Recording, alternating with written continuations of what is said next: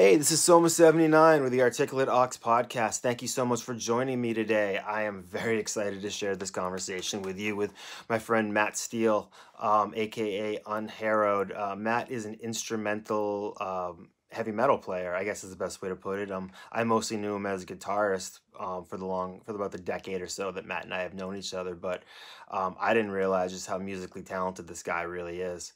And so during COVID, he had a very similar experience to me. We decided to get a little more serious about his music and start putting some stuff out there. And I'm glad he did, because in October 2022, he released the EP For the Time Being under the name Unharrowed, and it's 4 tracks of instrumental heavy metal, Matt on guitar, bass, and drums. And it's really something.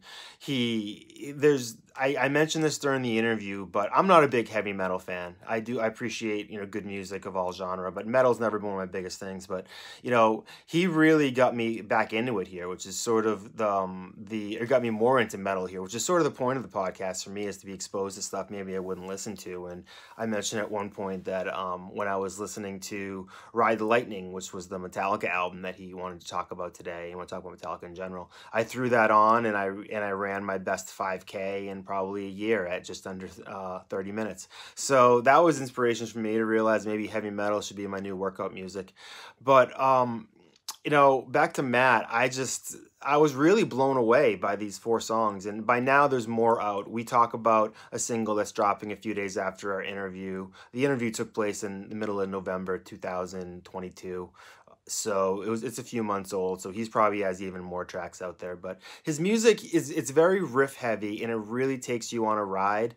I find that I probably enjoy more of the instrumental heavy metal than with vocals, and especially someone like Matt, who's really just taking you on a journey with each one of these tracks. So I would definitely recommend checking out Unharrowed For the Time Being, and whatever else has come out between now and then, because as we talk about, it sounds like he's not gonna slow down. He's gonna keep working on some more stuff. So I hope you enjoy this interview.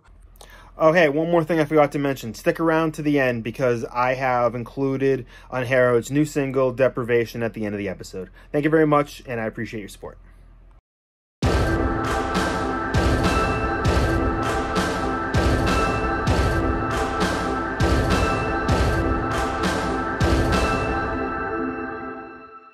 Hello, this is Soma79 with the Articulate Ox podcast. We are here with our guest today, Matt Steele, goes by the name of Unharrowed, is a metal guitarist and musician of all sorts, and I just want to talk about that. Unharrowed released their first EP in October of 2022, just a month ago, called For the Time Being, and it is pretty amazing. So, Matt, thank you very much for joining us today. How you doing? I'm doing great, Tim. Thanks for having me. And Soma, I should say sorry. It's all good. Yeah. We Cool, know each man. other from way back, so that's why I went Yes. for the yeah. Yes, But yeah. no, yeah, I'm excited to talk to you and excited to be here. Ah, cool, man.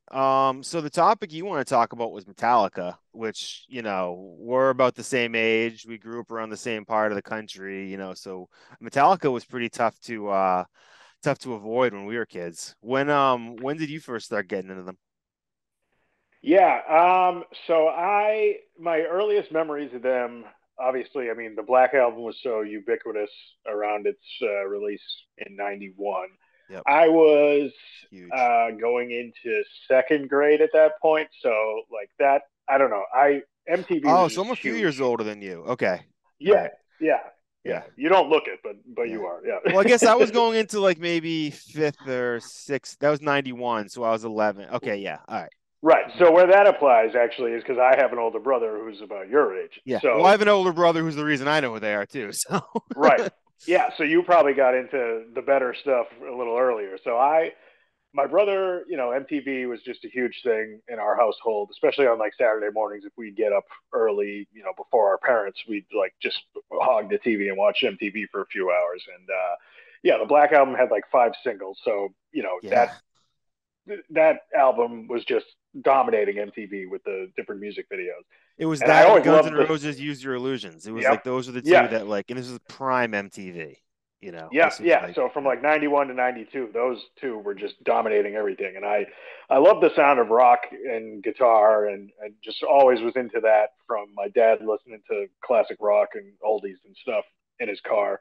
He usually had like Bruce Springsteen and Dire Straits cassettes in his car. So he wasn't into like the heavy stuff. right. But anytime I saw that on Metallica or on MTV, rather, I always thought it was cool. And obviously, that was around the same time like grunge was coming up too. So just a lot of loud rock, guitar music, was really available and ever present on radio and MTV around that time. And like I said, having an older brother who started collecting his own cassettes, I just borrow them and listen to them a lot. And one of them was the Black Album by Metallica. But I didn't really know that they had a lot of music out prior to that. I would once in a while see the one video on MTV, like they play that because that was already a pretty well Oh, known yeah, and that was infamous probably their video. biggest song prior to the Black Album, I think. Yeah, It was often Justice for All, the previous album. right. And I later came to know that that was their first music video, but it wasn't their first album. So in my head, I always just thought, oh, that's their first album and this is their second one. Yeah. So I remember like when I got older, around middle school age, um, you know, or fourth, fifth grade rather. That's when I'd see people wear T-shirts with like album covers I had never seen before. I'm like, oh, what's Master of Puppets? Like, is that a new thing? Like, no, they've been around for a lot longer than you know. I'm like, oh, okay, so. It's funny to think that you could go to a record store and find out like your favorite band has albums you've never heard of. Like that would never happen Oh now. yeah, Like, no, I know. Now you type their name into an app and you see everything they've released. But yeah, right. that Yeah. used to be such a fun way to discover things. To Yeah. just like go through the alphabetized rack and see, oh wow, they had a Yeah. lot more out than I thought. And sometimes you're like, is this real or is this some like goofy interview from like some like German radio station or is this like some like shitty bootleg or something, you know? Oh, I fell for that a few times. Oh, Yeah, me too. especially Yeah. after I got into Metallica. I think I have a couple of CDs that it's like, oh, Metallica the early years, and you listen to it, and it's like their first demo, but they added fake crowd noise onto it to make it seem like it's a live recording. And it's like this sounds exactly like the No Life to Leather demo. And it's because it is. It's just some shitty label Though put as you get crowd. older, that becomes I think more treasured thing because it's hilarious. You know? Yeah, yeah. I wish I had those shitty CDs that I probably overpaid for because I thought they were like rare imports, but Yeah. I mean, I whatever. remember buying like on eBay in like 2000, buying like Eminem live CDs from like Myrtle Beach. And like, I was like so pumped when they showed up.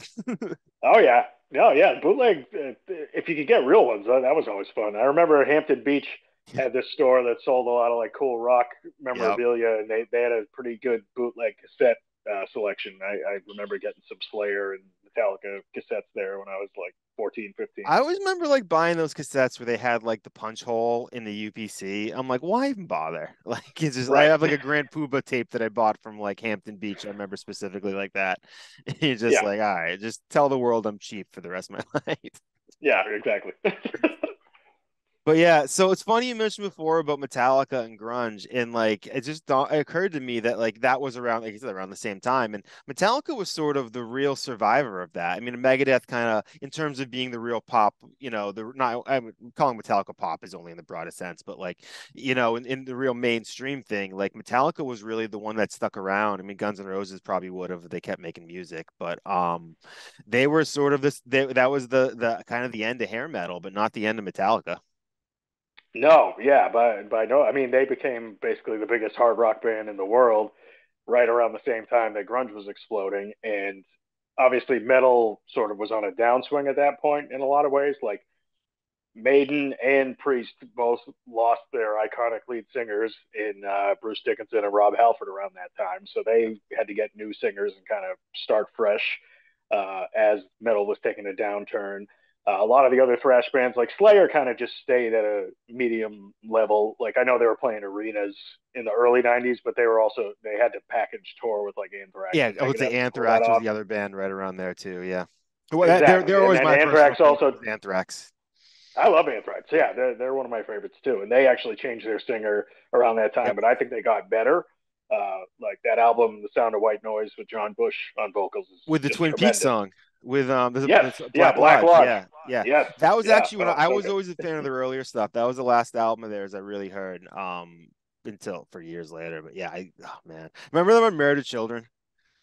Oh yeah. Oh That god, that that to was me so was a good. huge deal.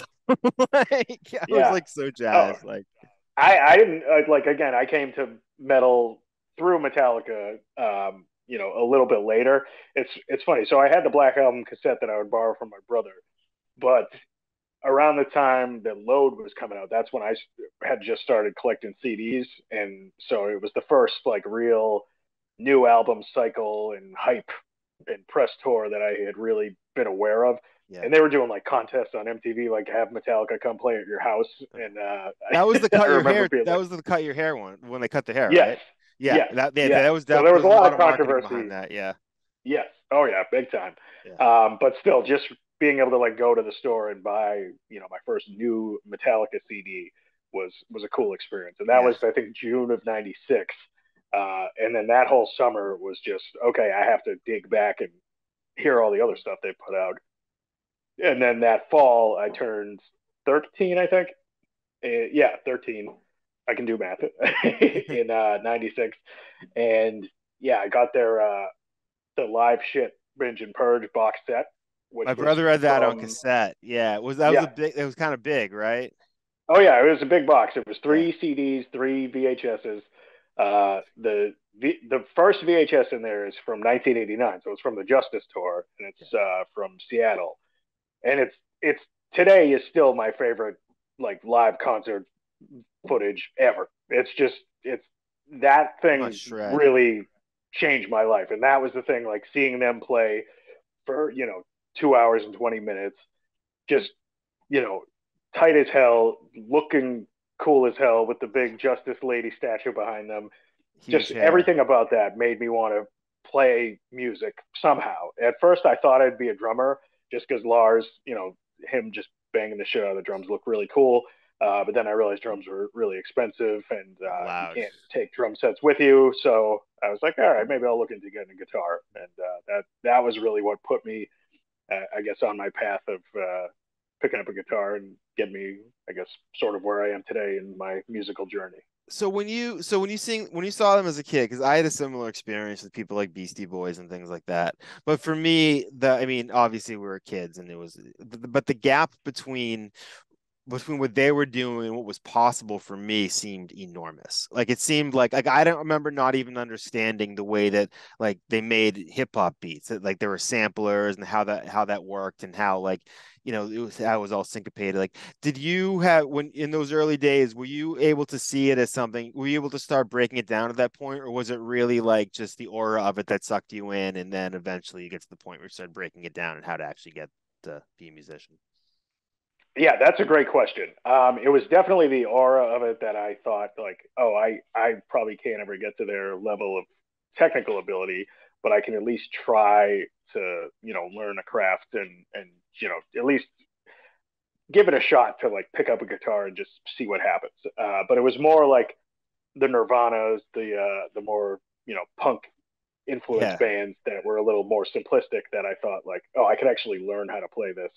And yeah, like yeah. I had friends that could just show me the riff for Smells Like Teen Spirit, and it's like, oh, I know what I'm doing. Like I Yeah. could do that. I mean, my But first then, songs yeah, were Ramon songs on guitars. Like that's what I yeah, was taught was Ramon songs and maybe some Green Day. And it's like, okay, well now you can instantly play a song as long as your fingers are strong enough.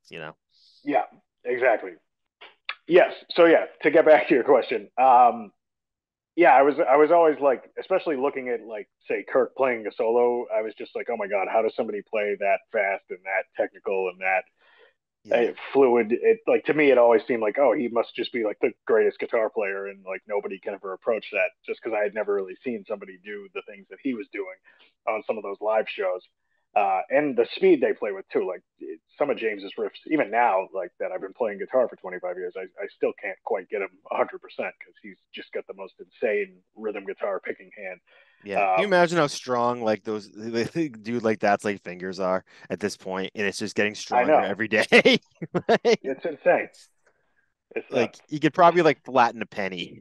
Like it's Oh man, it's true. And then you see the old footage from like Cliff 'Em All from the Oh, '80s when I was Cliff gonna was bring still up, with yeah, him. Cliff 'Em All, man. That I remember. So I have to admit, I'm not the hugest metal fan, though. Like we mentioned, I like Anthrax, I like some Metallica, I like some Megadeth and stuff like that. I can't speak to it like a lot of people can.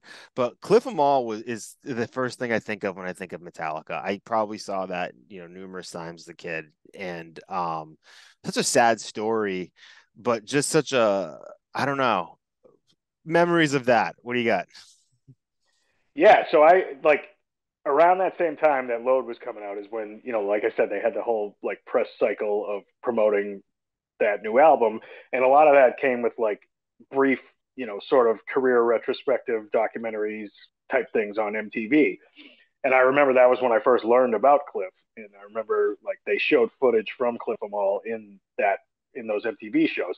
And just seeing that guy, like his hands were huge. Like the way that he could bend strings on a bass, like nobody bends strings on a bass. Like he was playing like rock guitar solos, like Jimi Hendrix style, on a bass, and it was just like, wow, that guy's nuts.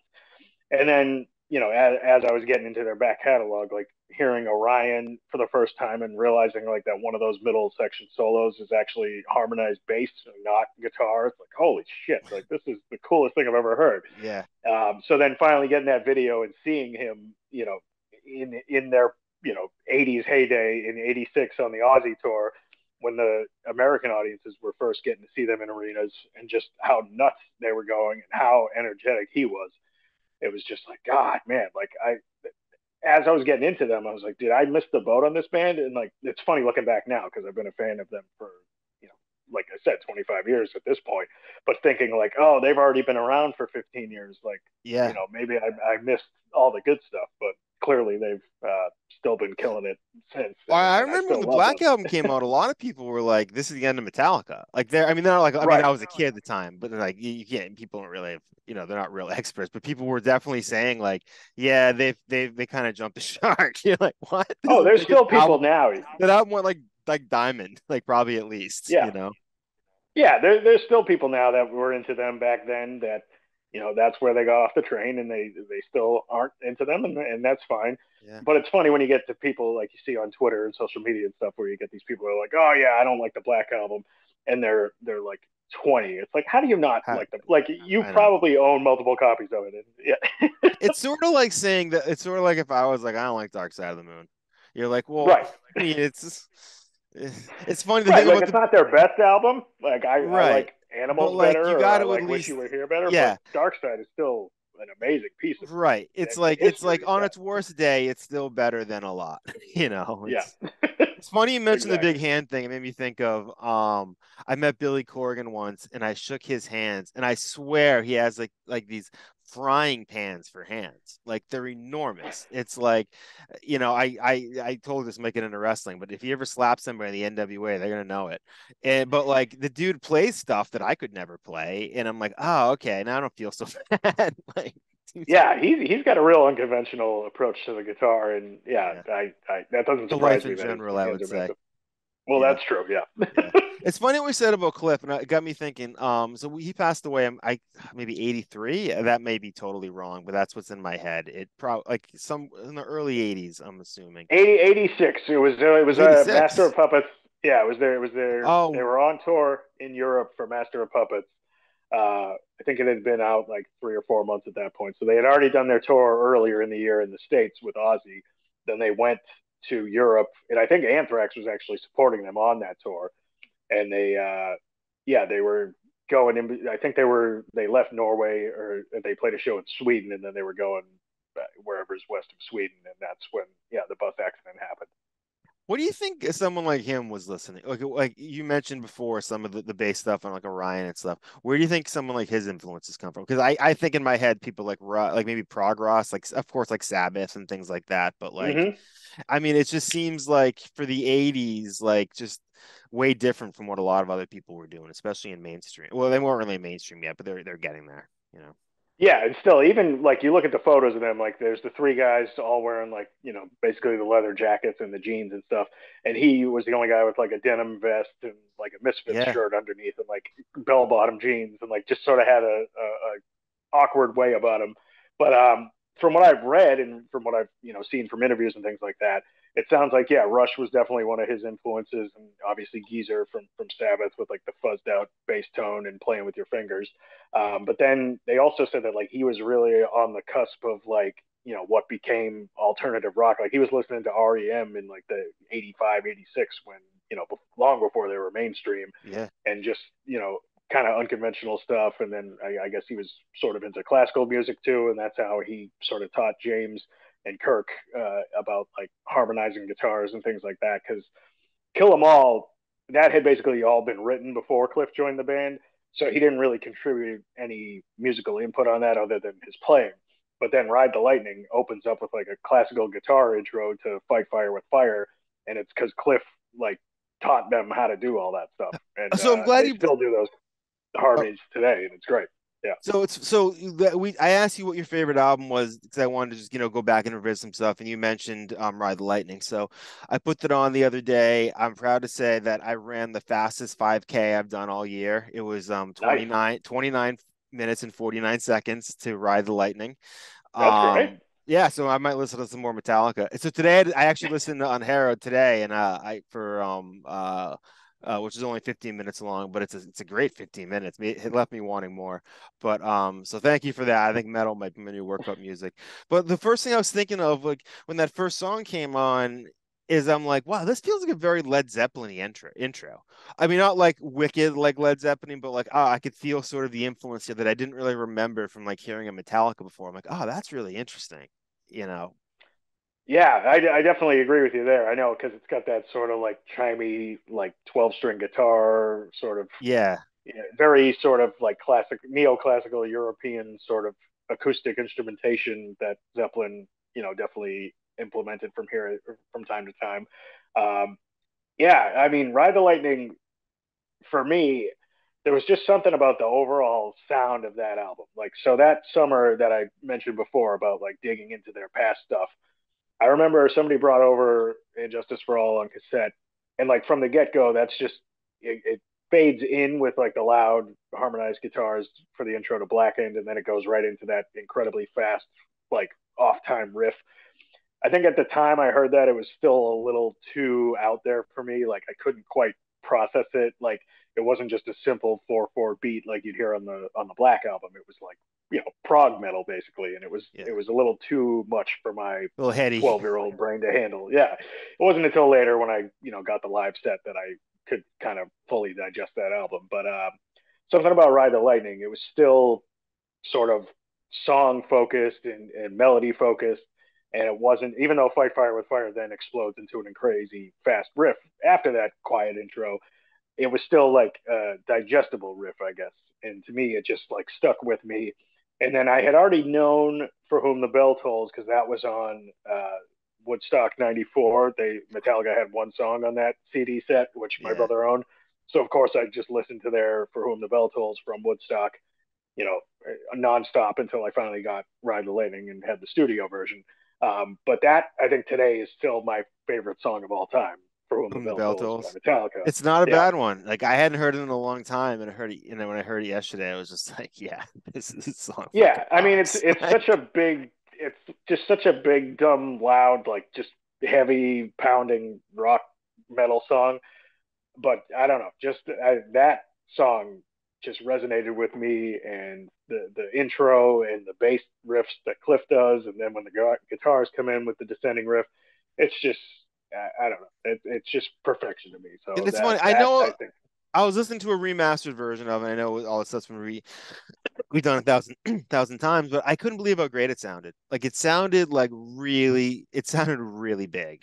And yeah, it's like you go back and listen to some stuff now. Like, I listen to a lot of hip hop, and some of that from the '90s, the sound quality isn't even there, even when they tried to bring it up. But it sounded really pristine and just yeah. I mean, the jump, like I said, from Kill 'Em All, which was produced, I think, in New York City by Megaforce Records, Johnny mega Zazula, who's the force. guy who like signed them. I think I they're think he still might have going produced it strong. too. Well, they actually, so I think it was like last week or 2 weeks ago. Within the last year and a half, the husband and wife team that founded Megaforce Records had passed away.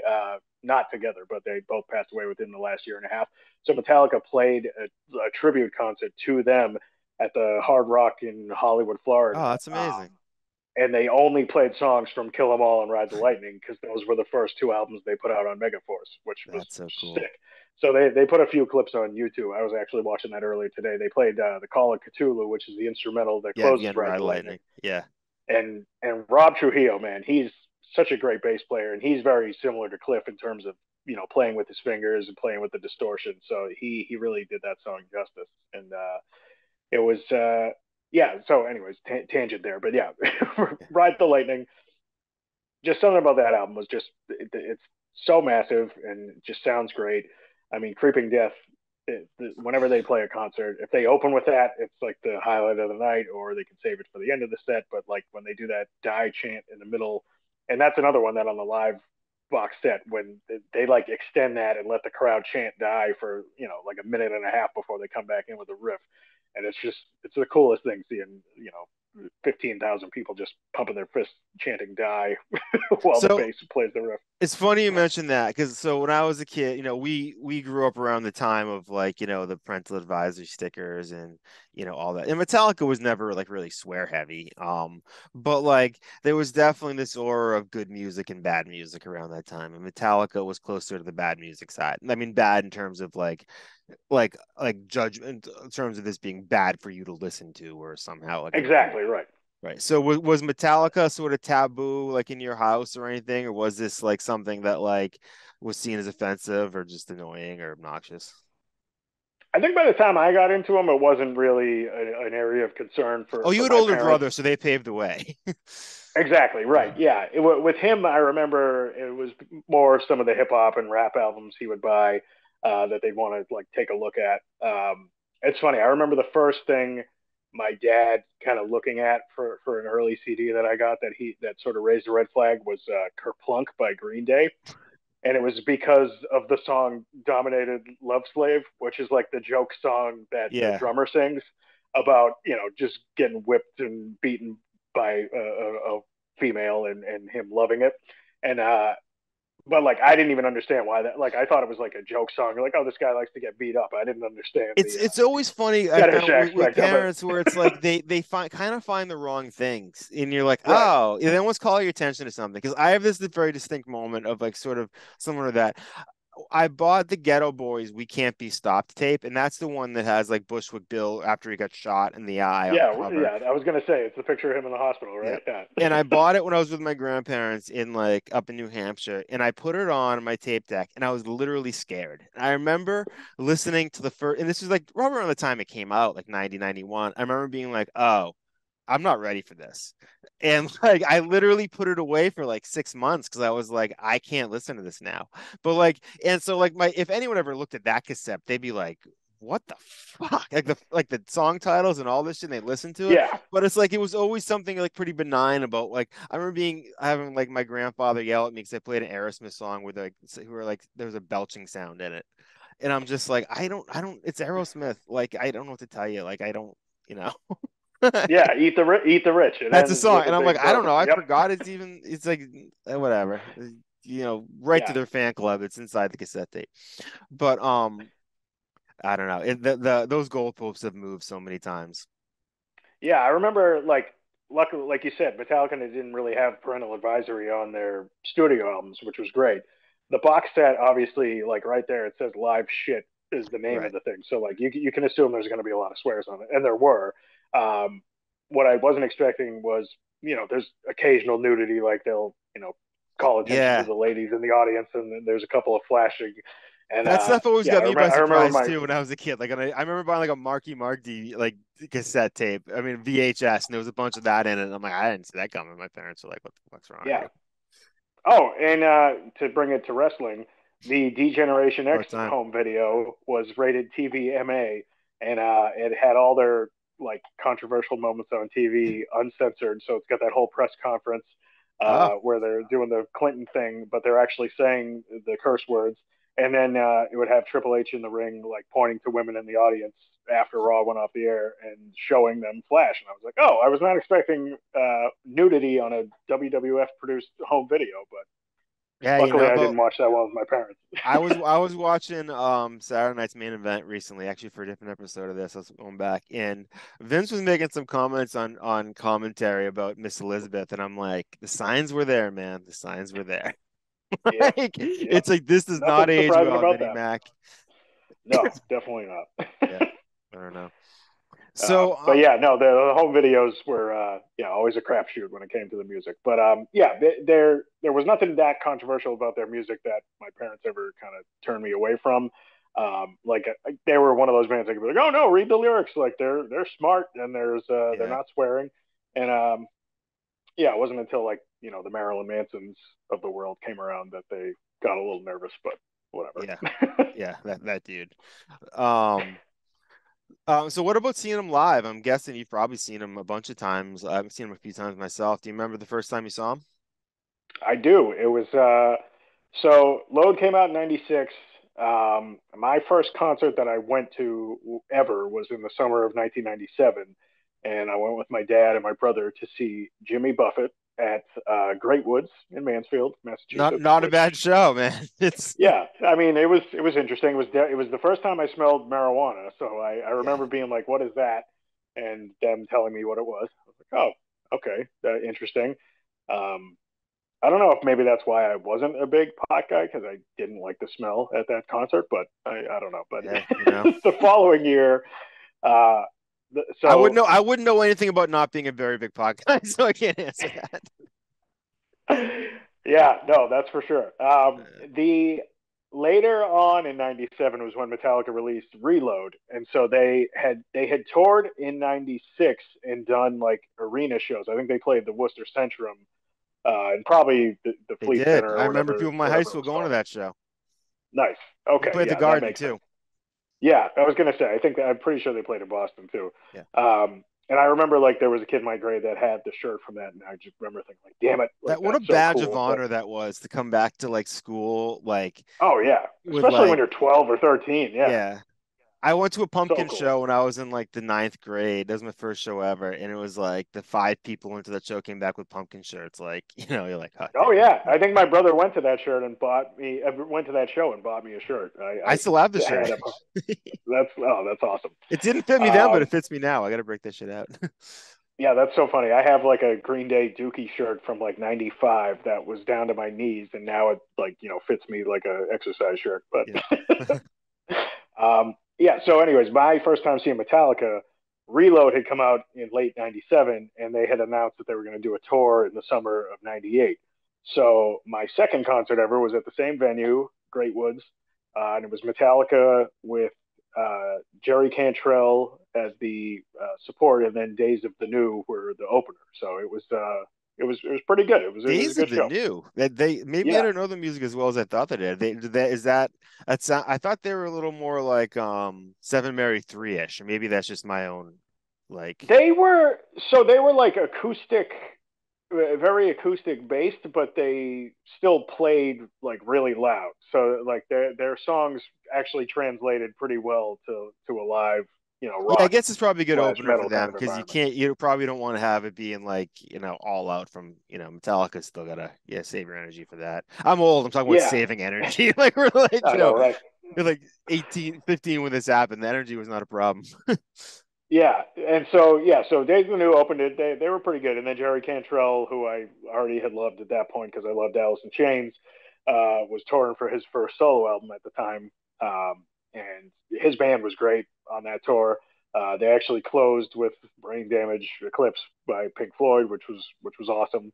And then Metallica did their set, and at that point, Metallica was kind of like experimenting with things in terms of their set lists. Playing a lot of old stuff mixed with the newer Load and Reload stuff, and then they'd throw in a three-song acoustic sort of Oh, I interlude in the remember. middle of Yeah. the show, which was cool. I enjoyed it. Um, they played two nights at Mansfield. I went to the first night. I guess the second night, Cantrell came out and played one of their cover songs with him, which was pretty cool. But I didn't get to see that. But no, it was an awesome show. They opened with "Bread Fan," which was a cover of a Budgie song that was originally a B side of I think either "Eye of the Beholder" in the '80s. and again, back then you couldn't always find like the rare cassettes or B sides from back in the day. So that was my first time I think hearing them play that song, and I just remember thinking like, oh, what the hell is this? And then like reading about it on AOL or whatever after the show that oh no, that's a cover song that they've done for years. And then like later that year is when they put out their Garage Inc. set, which Yes. was a re-release of all their old cover B sides, which It was has my great favorite. because It has my favorite Metallica song on it. My favorite. Well, it's a cover, but "Stone Cold Crazy" by them is my yes, go-to. I oh, Yeah, so good. yeah. It's And funny. yeah, I always imagined that they spent. I had heard that long before I heard the Queen version, the original Queen version, and I had kind of expected the Queen version not to be as fast, but that goes at a pretty hefty pace too. Like I thought yeah, Metallica was I was really putting surprised. like a charge up its ass, but they were just No, yeah, they're pretty faithful to the original on that, and it's funny. I remember they did the Metallica a year and a half in the life of Metallica home videos, um, and I had gotten the second part first just because I think the store didn't have the first part. When I yeah. wanted to buy that video that day, and it's all about the Black Album tour cycle. And at one point, they do the Freddie Mercury tribute concert Oh, I remember that at watching Wembley. that. I remember watching it too. I think it was on Yeah. Fox, and We remember yeah, I we remember. taped it off TV and we watched it so much. Yeah. Yeah, and James sings "Stone Cold Crazy" with Queen, also Yes. featuring Tony Iommi from Black Sabbath on extra guitar. It's like, oh, and he's like rehearsing with them on that home video, and you get to see him just Oh, see like God. two of his biggest influences and idols. And here's like James, who's probably like 28 at the time, in one of the biggest bands in the world, just like loving life. It's so cool. That is crazy to think that I mean, they've been pretty much around my entire life. So they always felt like adults to me. But the fact that Mm-hmm. he was really only like 28 around that time is pretty wild. Like to be able to It's get that insane. good at that age is pretty insane. Yeah, that's the thing that always blows me away, especially like listening to Ride the Lightning. I think they were like 21, 22 when they wrote and recorded that. Like that's nuts. Like Kill 'Em All, they were 19. Like it's it's it's crazy. Like I mean, obviously people can draw lines to like, oh, they were just stealing music from like the British bands and just speeding it up for Kill 'Em All. Like they weren't really doing anything revolutionary, but it's like they kind of were because they were the only band that had that style of playing, that sort of production, that sort of just in your face intensity. And I mean, thrash metal didn't really exist before them, and it certainly did after. So yeah, to Right. say that they weren't revolutionizing anything, I think is definitely unfair. It's wild too that I'm sure you've worked with different people over the years. It's hard to find people that you really gel with. So not only were they all independently really good, they were all independently able to work with each other. I was when you're in a group, it's like you're in a relationship with multiple people, and it works about as well as it does if you're in a relationship with multiple people. Like it's like it's such a pain in the ass. And I know they've had some problems over the years. They as was I believe documented in was it Some Kind of Some kind of Monster? monster. Yeah. Yeah, Hmm. which was honest, which is nice, but alcohol is a hell of a drug. Yeah. Alcoholica, I believe they had one of the best behind the musics. Oh yeah. So good. So good. Yeah. And that again, that came out I think probably like 97, 98. So again, it was like, oh, I'm getting to learn even more history than I had known. And back then, that just jogged my memory a little bit. I used to read Metal Edge and Metal Maniacs magazines, um, and they would sometimes put out special issues, or you could order special issues from like the back of the magazine of like, oh, like get this Metallica retrospective, special issue that we put together 5 years ago, and it's all like rare pictures and articles and interviews, and that was how I got a lot of history of bands I liked. Like I remember doing that about Kiss too. Like I ordered a bunch Yep. of Kiss magazines and just like learned all I could because that was back before internet access was Yeah. completely readily available. Like I think we had one computer that could access it, but like by the time you download an article to read about the history of Kiss, someone picks up the phone and kicks Yeah, you it's gone. offline. Yeah. So For me, it was yeah, my brother always had Guitar World and like Circus Magazine and stuff like that. And I used to always read yep, like I was obsessed with like Spin. Like I would just read all these interviews with people I'd never heard of. And then like I remember that my first introduction to Henry Rollins was reading an interview in Spin. And I was like, who the fuck is this guy? He's like, I'm a huge fan now. yep, It's fun. I think my first time seeing Metallica was of all places, Lollapalooza in Vermont, nice. where they played with the Ramones, uh, Soundgarden, right? Soundgarden, Screaming Yep, Trees, R.I.P. there, R.I.P. Soundgarden, R.I.P. Ramones, I know. Rancid, who I'm still a huge. If you've never seen Rancid live, do yourself a favor because they to I've heard me, that. Yeah, yeah, they put on the performance of the night. And so remember Psychotica was the big band they were trying to push on that tour that I don't know if they ever even yes, released another album. That was the one that it felt like, ooh, the marketing department might have had something to do with this.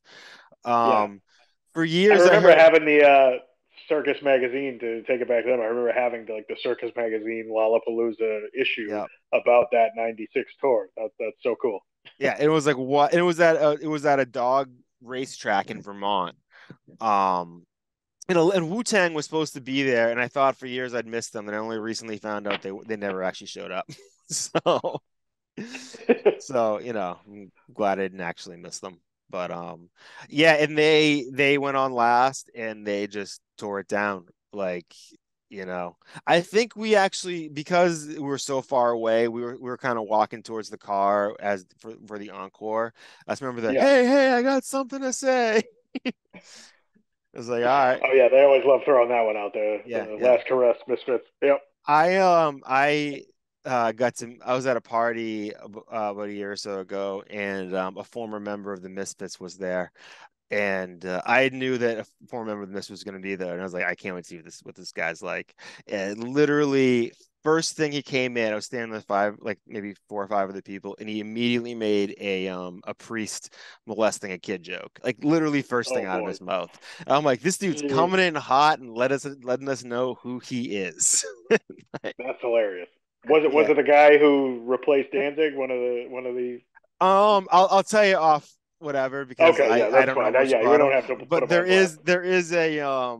there is a funny story that if you know anything about the Misfits, he'll tell you who it is. So I'll tell you after. That's You're one of the great. few people who appreciate it. So Yeah. Oh, definitely. um yeah. It's funny. I keep thinking of this and I was gonna mention. You ever watch American Dad? Not since the early seasons, but it's on a lot. So if I catch it, I do enjoy it. But yeah. That's like one of my go-to shows to watch. And there's an episode where James Hetfield, I think it's James Hetfield, not Kirk Hammett. I forget. I think it's James. He plays a gym teacher, but he's playing himself but he's claiming not to be the same one from Metallica. So that's worth tracking I'll down. find that. Yeah. It's pretty No, funny. He's that's like, awesome. no, not me. Like, but I it's like remember. I think I obviously remember legit. hearing about that because I mean, back. I remember when the South Park movie came out. I didn't see it in theaters, but I remember hearing like, Oh "Oh, God. Metallica's in it." I'm like, "Wait, what? Metallica's in it?" The South And Park movie was the not first time really. I ever saw a movie that everybody was laughing so hard you had to see it again because you missed it. It was the funniest thing anybody had ever seen ever at that point. Oh God, it's still that movie is so fucking great. Yeah, I rented that movie, like my dad let me rent it. I watched it by myself on the basement TV, and I was like laughing hysterically, loving it. And then my dad was like, I gotta watch that," so I gave it to him, and I remember hearing him laughing so hard from upstairs, and just feel like, yeah. "Yep, I knew he was gonna love that." Clerks was that But movie with yeah, me and my dad. yeah, I remember hearing, "Oh, Metallica's in the movie," and I was like, "Wait, what? They're not in the movie. I would have heard about that." But then it gets to the part where Kenny's going to first heaven, and then he gets to the gates and gets rejected. And as he's going down to hell, like a punky kind of metal song starts playing, and then the voice kicks in, and it's James. I'm like, "Oh shit! Like, wow, he really did a voice on this. This is awesome." Yeah, So it's like, "Hell Isn't Good," I think is the name of the song, and yeah, that I mean, at that time, I was like in the height of my Metallica fanboy. I mean, I still am, obviously, but yeah. just when I saw that, I was very thrilled. Yeah, it's funny that when that first Spirit of Christmas came out for South Park, which was it must have been like my first month of at college. That was something else where you'd think I don't. It was so mind. To look at it now, it's probably not even that funny, but I can't state enough how funny that was at the time. Like, Yeah, just I mean the idea of cartoons swearing it yeah, was not really a thing yeah, you that was saw back yeah. then. So seeing Yeah, Cartman going like, "Yeah, fuck you," like that was right. like revolutionary. It's So funny. I and I remember my remember that eighth. more than like anything else I learned at BU when I went there to study like film and television. Right. My eighth grade math teacher didn't have cable or didn't have Comedy Central at the time. So like he had heard us talking about South Park a lot, and he's like, "Does anybody tape it?" And I'm like, "Yeah, I actually do." So he borrowed like my tape of the first 6 episodes of South Park, and even after he returned it, he's like, "Probably shouldn't tell anybody Yeah. I borrowed this from you," but That's funny too. it was a big thing. I didn't have cable till I was 21, and when I was a senior in college, and my roommate had a black box, so I went from like 0 to 60. But like Oh yeah, I mean I've never seen like Carissa knows it like whatever knows it all. Like there's all this yeah. these references I don't get. Like, I don't know what they can't do on television, but I've never seen it, so I can't tell you. But You said I don't know, which on that show would get the green slime oh photo. shit. But so it I did get it just in time though to become a wrestling fan. We watched that's actually when we became wrestling fans because we were watching all the pay-per-views for free. And it was like, Oh I'm yeah, like, who is this rock guy? yeah. I had a buddy who had a black box, and that came in handy huge when we were home from college for the summers because we just bring it to somebody's house and watch the pay-per-views every month. I remember he had to get another one because he said that they sent a charge through the line because they know that people have them and it fries the box. That is something that I'd like to go back and fact check. Is that did they Yeah, I really always do heard that? that rumor too. I don't think that was true. That in hindsight sounds like totally asinine. Yeah, Like I think once they switched to probably like unsafe. fiber optic lines or digital lines, that's when they stopped working. But yeah, up until like 2003, those were great. Yeah, now you just gotta like VPN to another part of the world and like get it Right. like cheaper, whatever. I don't know. I gotta Yeah. figure that out. There's an AEW pay-per-view this weekend that Oh, that's right. I do plan on watching despite my I don't know. But I don't know. Uh, so let's talk a little bit more about your music. So your album. So I knew you played guitar. I know you've been playing for years. Actually, the last thing I think I remember hear you playing was Shinsuke Nakamura's theme song, which is an absolute jam. Anyway, like That is. can't sound good Yeah. playing that, but that sounded dope. And then the album really like full lush sounding, very riff heavy. I guess first question I want to ask you, the drums and bass, is that where'd that come from on the album? So the bass is played by me. The drums, I guess I'll say, is arranged by me. It's not actual acoustic drums being played by me or anything. It's more of like a programmed Yeah. type of situation through audio interface and DAW programs. But yeah, it was one of those things where like I mean, when I started writing more and like recording my own ideas, I mean, I started kind of late. Like for whatever reason, uh, in terms of playing, I always just liked playing songs along with artists that I liked, and I would write things and like come up with ideas here and there, but just never. I always thought like, oh, if I don't have like a full band, like what's the point of writing songs? Because I'll never be able to record them. I'll never be able to play them live and like just kind of talk myself out of it. And like as I got older and just like started coming up with more things, and technology got more accessible, and the ability to sort of record your own demos and ideas got easier. That's when I just started doing it a lot more. So I remember when I got my first iPad, probably like 2013, 2014. That's when I started fooling around with GarageBand and coming up with beats that would then, inspire riffs and inspire full songs and arrangements and just kind of taking it from there. But they were still, yeah, I mean, the quality was never great. And it was just like, okay, I never really had good equipment for it. But then within the last couple of years, like once COVID hit, I just had a lot of free time on my hands, as have many people. Yeah. And that's when I just started really, not just recording, but like guitar in general. Like, okay, how do people make modifications to their guitars? Like, what are these things that I always wanted to teach myself but never got around to it? So like setting up guitars, installing pickups, changing out electronics, that sort of thing. Got into that, um, and just yeah, it just was really sort of reinvigorated by being creative and being musical. Um, and yeah, just like changed up a bunch of my equipment, fixed up a bunch of my guitars, and then started. That's when the ideas really started coming because it's like, oh, I actually like the sound I'm making now. I'm not just playing out of like the same shitty amp I've had for 10 years. I actually have, a sound that sort of inspires more creativity. I'm going to chase that, and then just taking the time to learn more about different recording methods and how to, you know, tweak things via EQ, teaching myself mastering to a certain point, and just trying to, you know, find right mixes and levels for the ideas I was coming up with. And so basically, like say a year ago is when the name kind of came to me, and I thought, okay, that's a cool name. It's you know not one you see very often. Like every metal band, I feel like you're if you Google a Yeah. name you think you come up with, you're gonna find that it's already taken. So that one wasn't, and I was happy about it. Um, and I just wanted to, I always thought like, okay, do I need singing? Do I need lyrics? Do I need a vocal? And I just had gotten so used to a lot of these ideas as they were instrumental.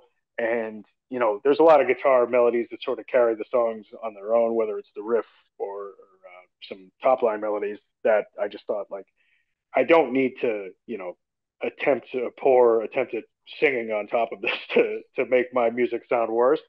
And Yeah. I just If the couldn't singing's not really going to add to it, it's not worth being there. exactly. Yeah. And I was like, I also don't want to, sort of sully this by bringing somebody else in. Like I know what I want it to sound like. Yeah. I'm pretty close to where I want it to be, and And then it within the sounds last full. I mean, they sound like full, complete song. I mean, I'm saying like I'm surprised, but like you don't. I would listening to it. I didn't go, where are the vocals? Like it sounded amazing as it is and comprehensive and just full and lush. I appreciate that. Yeah, and I've gotten that feedback from quite a few people, which is a big compliment. And I think people hear instrumental metal and they tend to think like, oh, it's going to be like Steve Vai or Joe Yeah, like Satriani, just Youngie like Malmstrom, whatever name yeah, I forget how to pronounce yeah, it. Yeah. just guitar wanking all over the place. Yeah. Like that's not my thing. Like I'm not into that type of thing.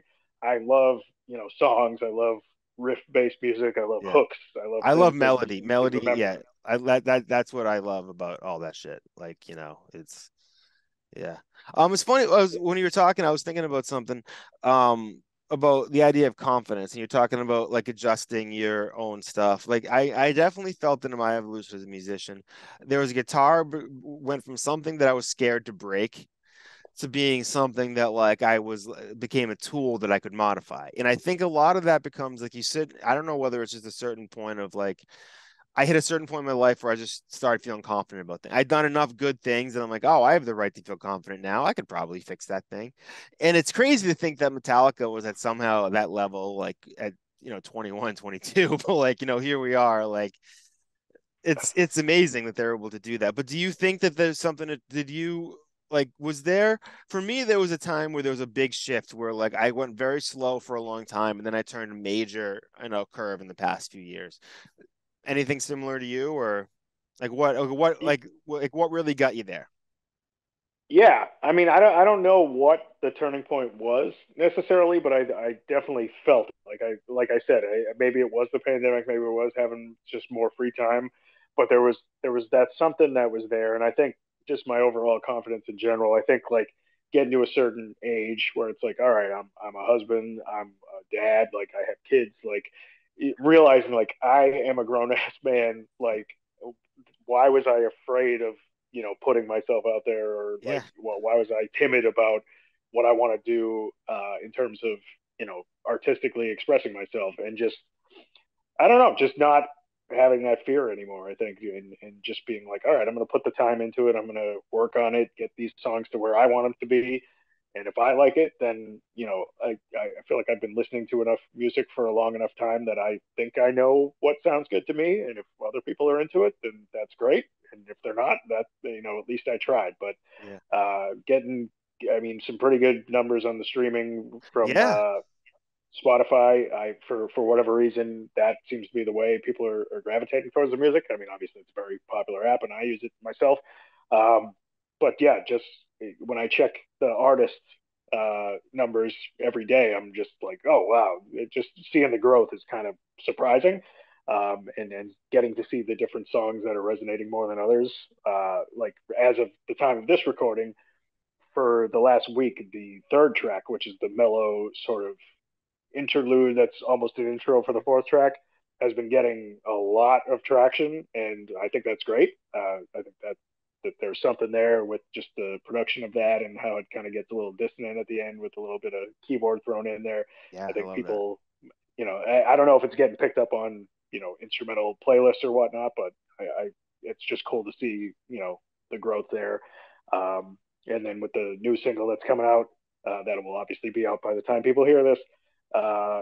Being a What's that further called? progression of it's deprivation. Yes, and it's on Yeah, deprivation. with it Yes. being sort of a further progression of the melodic riffs and just more of the similar style, but just something I wanted to put out on its own.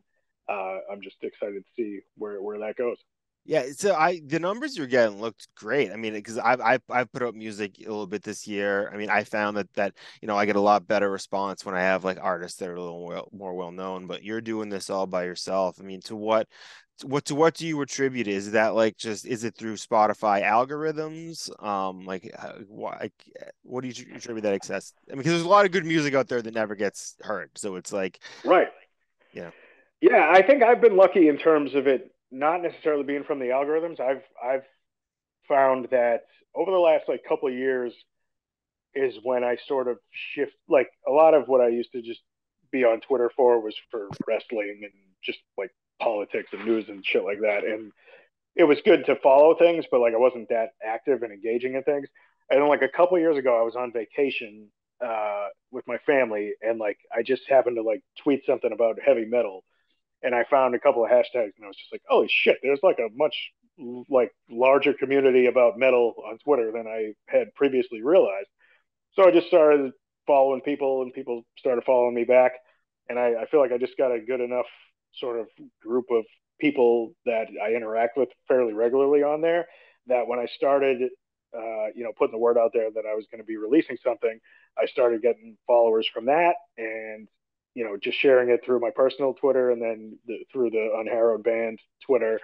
Um, just getting a lot of traction there. And then Instagram, similar thing. So just finding different metal bands, mostly local. I kind of just wanted to see, who else was out there in the scene right now, or even on the instrumental side, like try to build connections there and, just grow it from the ground up. And just sharing reels and different clips of the songs through Instagram has been a pretty good way to build that audience.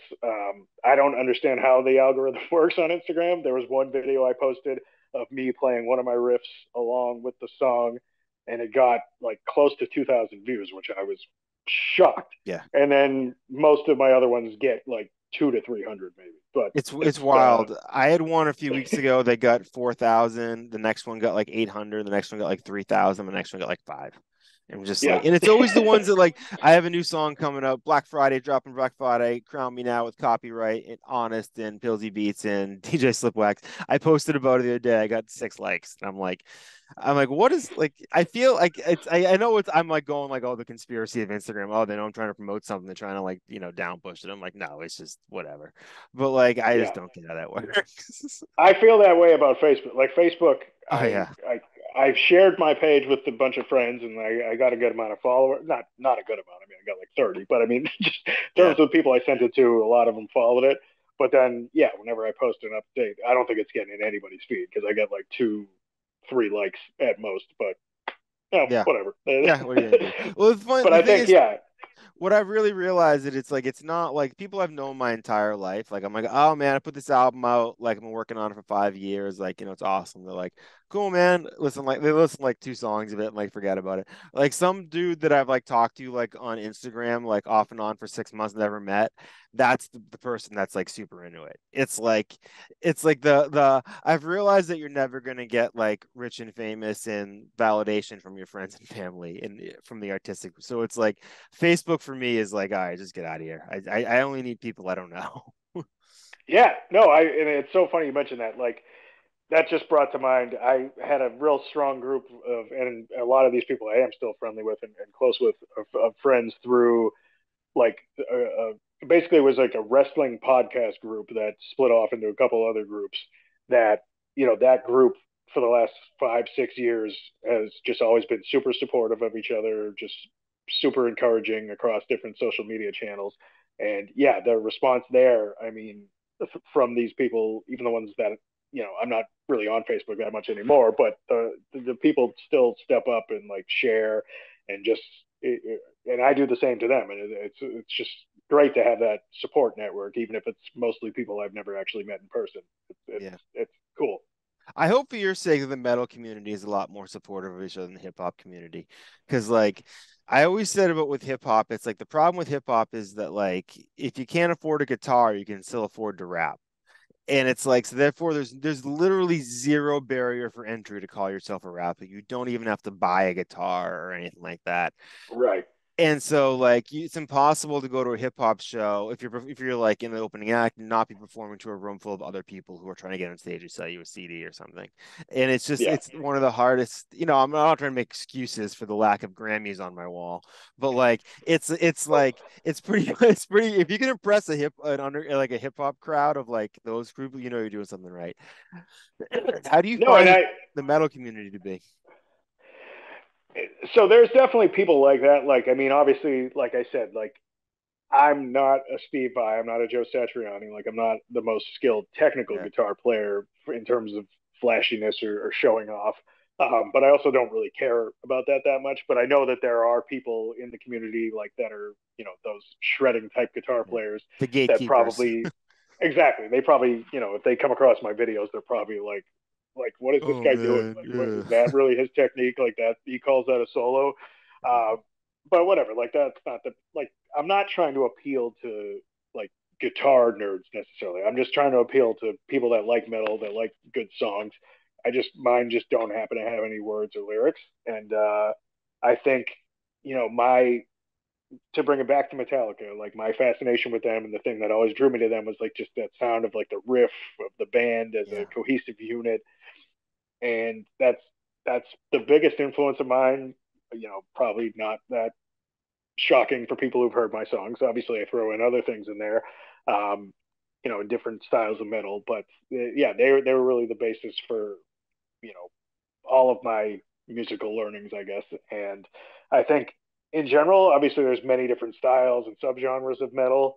Um, and there's some that are more trendy than others, and some that are more extreme than others. Like death metal and doom metal tend to be the ones that are sort of like in the underground or the most respected. And I don't really play either. I mean, sometimes I play some slower riffs that could border on doomish, coming from the Sabbath sort of school. But in general, a lot of my stuff is just based out of the sort of thrash, you know, maybe combined with a little bit of grungy mid-pace stuff in there too, because that was a big part of my growing up. But I think in general, people like good riffs and hooky melodies and things like that they've been supportive of it and receptive to it, and I hope that continues to be the way. I mean, I'm wearing an Exhumed T-shirt right now that has a guy chainsawing somebody pro-lifer's face off. So like clearly, I love the underground stuff and love the death metal and love Yeah, a lot of the more extreme yeah, stuff. we're also both doing an ad we're also sponsored by North Face.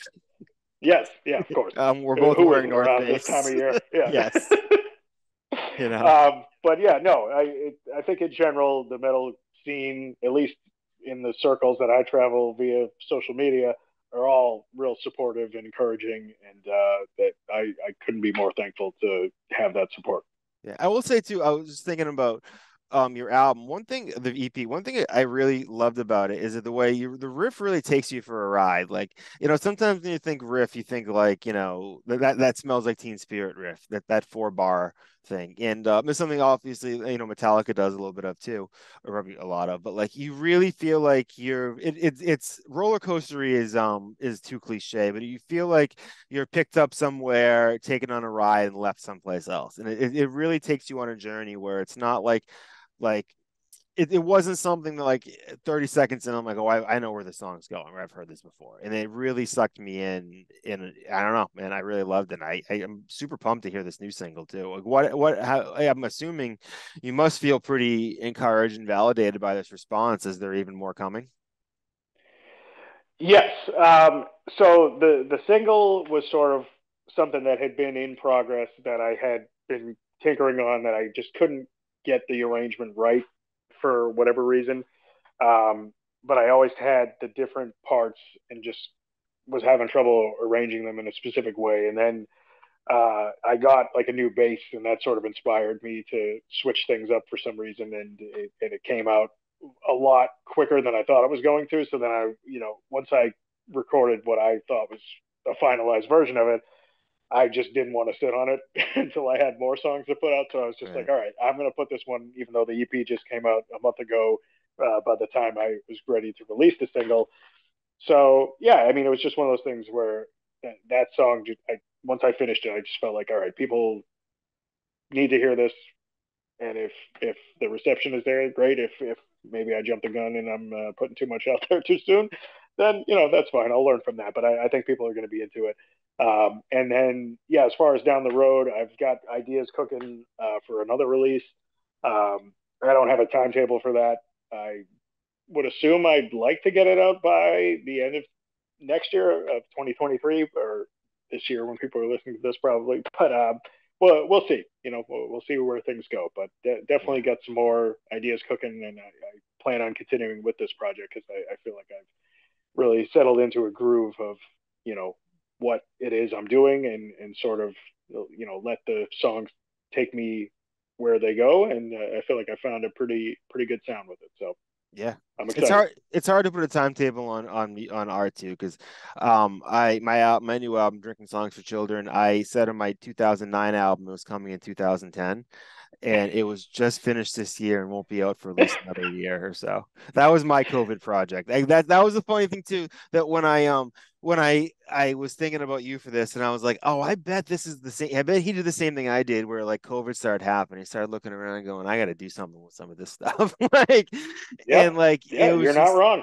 yeah. And it was just like, all right, well, if that's like now at least like, you have a little more resources to do something. You can make better decisions. Like you understand technology a little bit better. And like it's amazing how much easier this stuff is with a little bit of knowledge and like a little bit of, I don't know, just wisdom and It is, and confidence. and you just kind of thought jogged another thought in my head about the barrier for entry that you were talking about, and I think there's that sort of thing among, let's say, home recording artists, even in metal, that like there's such a community about the gear behind it all, like, oh, what plugins are you using, what drum samples are you, like, I don't want to get into specifics of any of that because Yeah. like what I think I do is pretty basic on that level, and I'll probably be judged as like a simpleton. But I also think like if I can do what I'm doing and I think it sounds good using the tools I'm using, then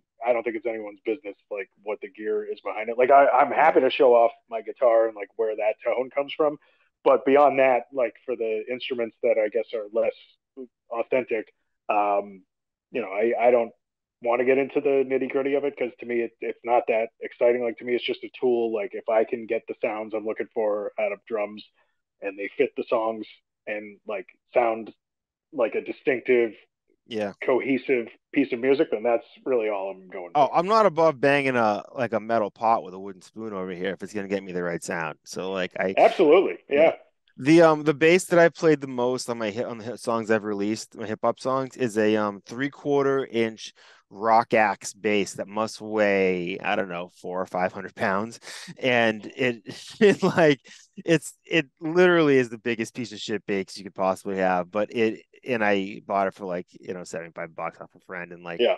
junior high, but it's still the one that gets played the most. It's like I've never been one of those people who are super into like it's like it's the end result. I mean, the result, the reality is now was we all have better, whether we even use it or not. It's by owning an iPhone, we have better recording equipment like the Beatles had. So it's like, Yeah, absolutely.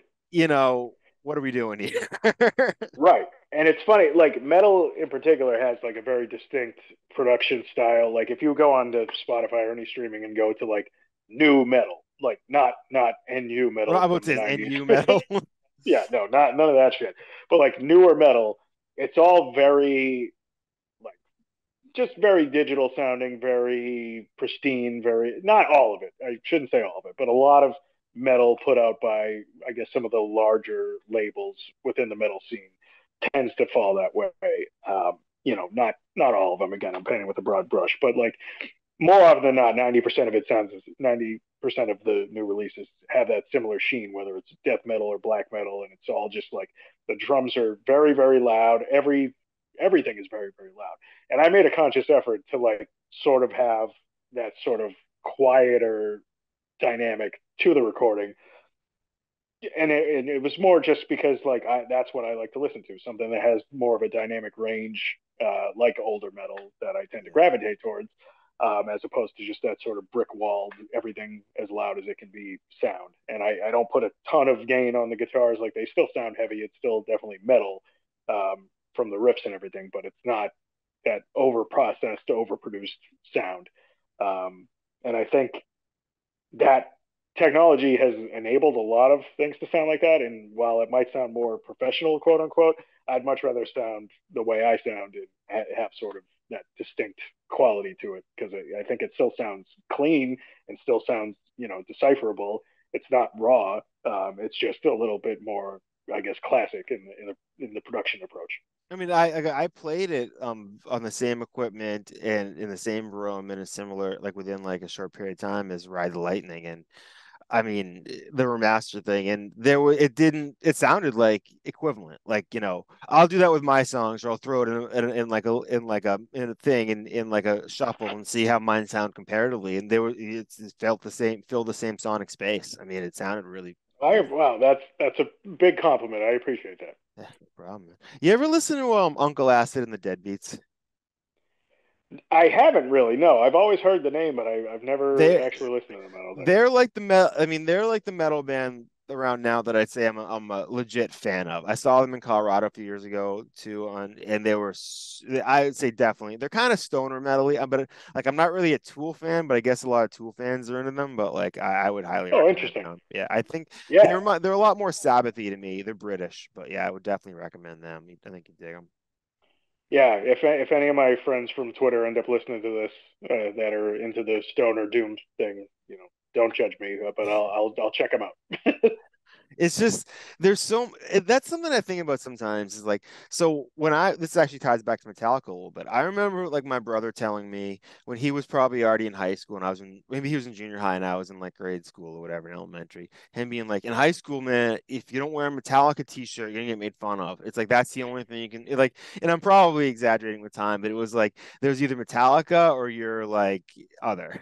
And to Yeah. some degree it was kind of true. I think in the time, those few years, it became a little less true. But there was a lot of Metallica around then. Um did you feel any of that back then? Like, was there was there a certain identity that went along with being a Metallica fan?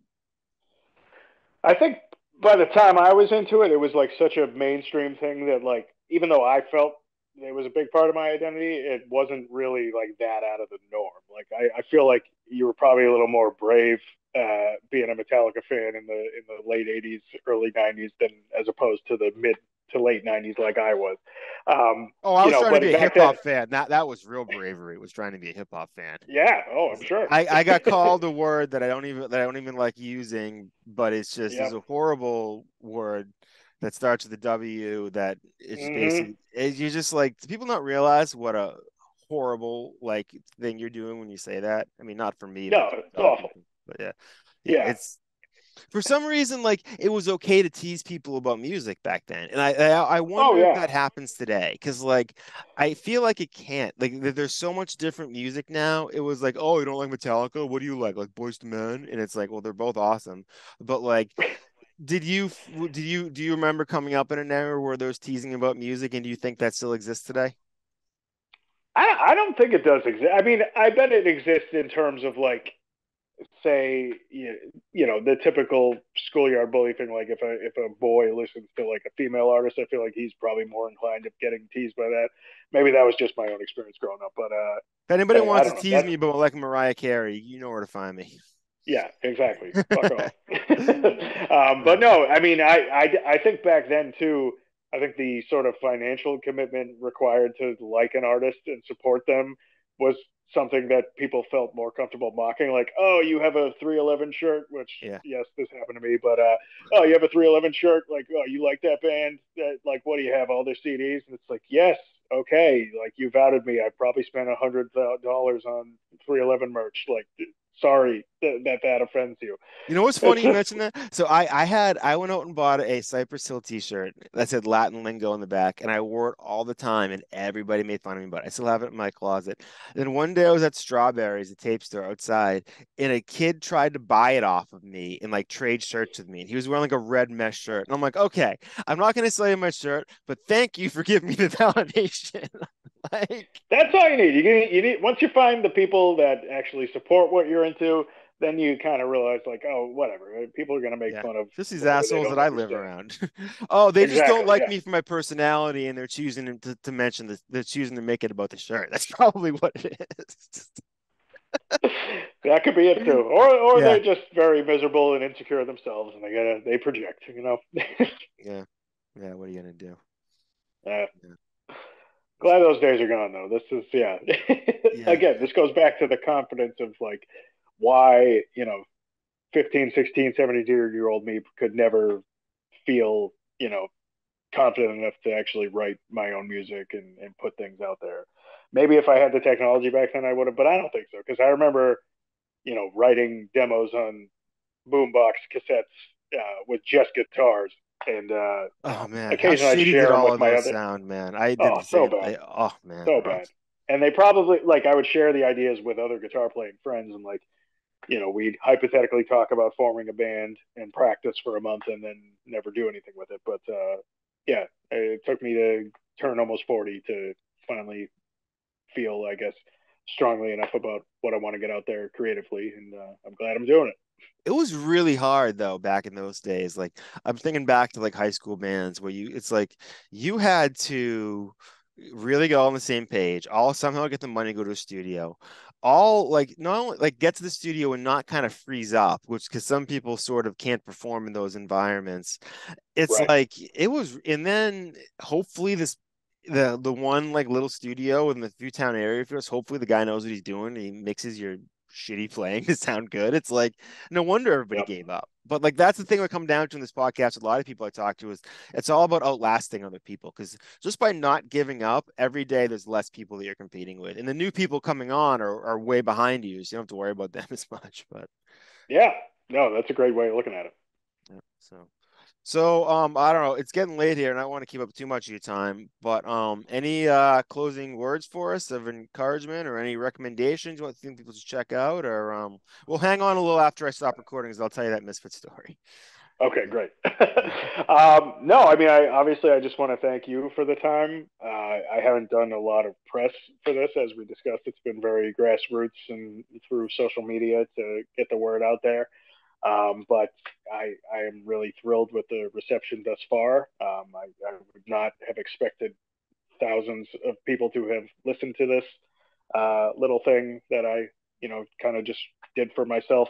But the fact that it's getting out there and people are enjoying it is really meaningful to me, and it's it's one of those things where it's again, like I said, even though there's no lyrics and there's no vocals, it's still intensely personal music, and it's something that really comes from the heart, and to be able to get it out there and have other people feel it is very exciting. So Must be exciting now too. We're talking about confidence, where it's like there's a whole other level of confidence by getting that response. Like you've never, put out something before where you got thousands to listen to. Like you now have this other big chunk of confidence you can just grab and go, all right, what are we gonna do with this now? Like, this it's like whether Yeah, you no, think of it's a it great that way or point. not, that's inevitably what's gonna happen, which is Yeah, I so mean, in the exciting. past, I've when I've played with bands in the past and actually done shows, it's been like I'm just sort of like the guy who plays the other dude's songs in the background. Like it wasn't really a creative effort for me. It was just more of a performative one, or like cover bands. And like I've always enjoyed that, but like the fact that I get to put everything into this and it's all me is just very fulfilling. And yeah, like you said, it's gonna build that confidence, but I'll stay humble. Don't worry. Yeah. I'll keep you to that. But yeah, man, I love it on Harrowed. For the time being, the EP, it's on all streaming services. Check it out. There'll be even more music out there by the time this is released. So thank you very much, Matt. I really appreciate your time, and it's been a pleasure talking to you. Great talking to you too, Soma. Thanks, man. All right, peace, man.